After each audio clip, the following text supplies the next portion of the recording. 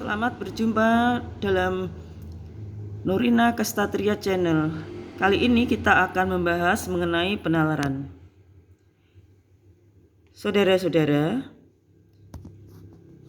mari kita lihat pengertian dari penalaran. Penalaran adalah suatu proses berpikir dengan menghubung-hubungkan bukti, fakta, petunjuk, atau eviden, ataupun sesuatu yang dianggap sebagai bahan bukti menuju pada suatu simpulan.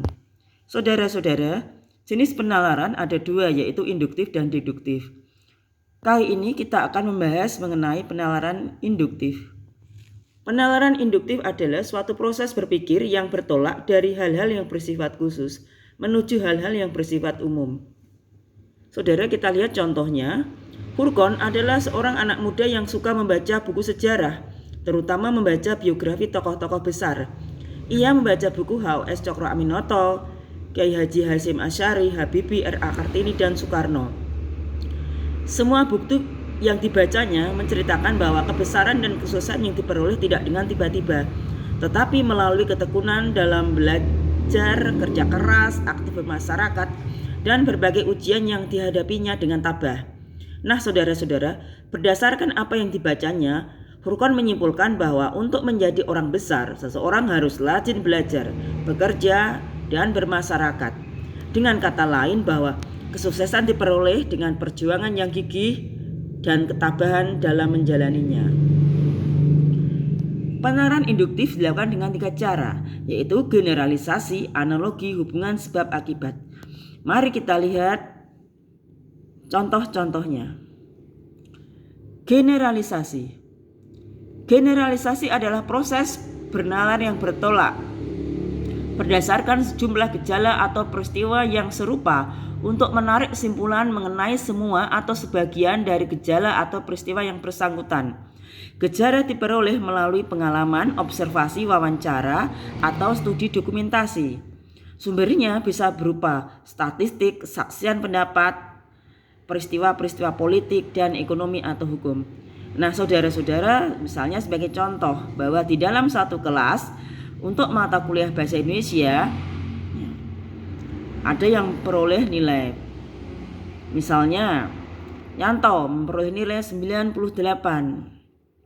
Budi memperoleh nilai 97, Alexander memperoleh nilai 98, Ian memperoleh nilai 70, Wahono memperoleh nilai 88, Respati memperoleh nilai 85, dan yang lain rata-rata 85. Dari peristiwa tersebut, maka harus dirata-rata nilainya. Nah, ternyata nilai kelas tersebut memperoleh nilai sangat baik, ya, atau A. Ya, kecuali tadi ada satu orang anak yang memperoleh nilai kurang dari 80, yaitu tadi yang nilainya 70. Sehingga dapat disimpulkan bahwa kelas tersebut nilainya sangat baik. Kita lihat contoh penalaran analogi. Analogi adalah perbandingan yang menunjukkan kesamaan antara dua barang atau sesuatu hal yang dibandingkan. Sesuatu yang dibandingkan dengan pembandingnya memiliki kesamaan peran atau fungsi. Analogi adalah perbandingan yang sistematis dari dua hal yang berbeda, tetapi memperlihatkan atau menunjukkan kesamaan segi atau fungsi dari kedua hal yang dibandingkan, sekedar sebagai ilustrasi. Saudara-saudara, kita lihat contoh analogi metaforis. Awan dari ledakan bom atom itu membentuk sebuah cendawan raksasa. Ya, awan dianalogikan sebagai bom atom. Ya, bentuknya seperti sebuah cendawan raksasa.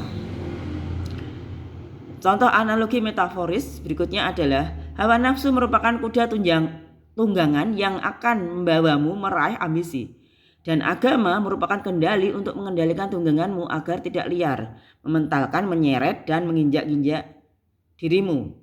Hawa nafsu ini adalah dianalogikan sebagai kuda tunjangan, ya, untuk meraih ambisi.